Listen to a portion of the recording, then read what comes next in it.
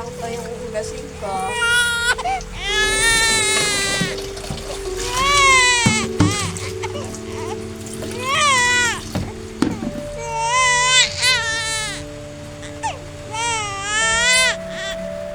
Huwag mo umiiyak, baby ko. Lang baby ha, antayin lang natin ang tatay mo ha. Wala ka na namang gatas eh.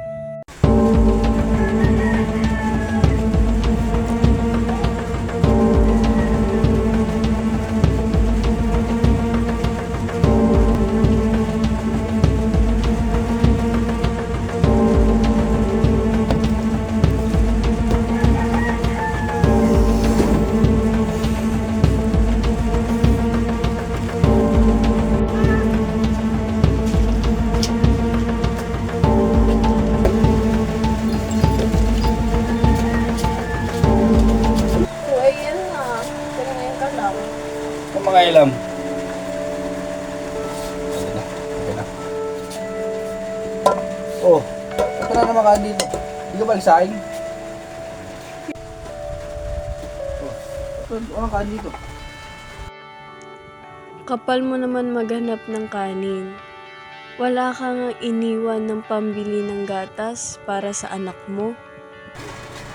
Kaingin mo. Gabi-gabi na lang, hindi na wala lagi.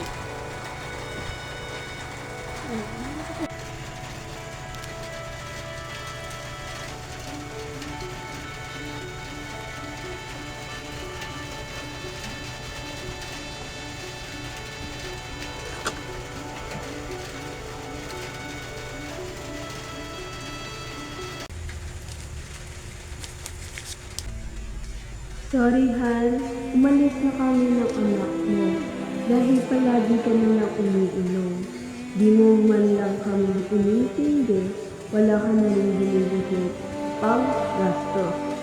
Kaya wala na pupunta sa akin na dapat pang gastos ng anak natin. Di ko na kaya talaga, kaya umalis na lang kami.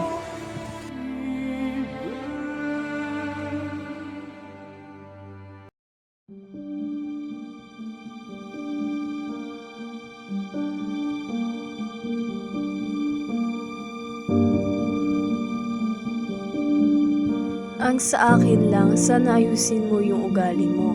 Kasi nahihirapan din ako maghanap ng panggatas ng anak natin. Sana maintindihan mo ako. Baka saon na ka lang ganyan.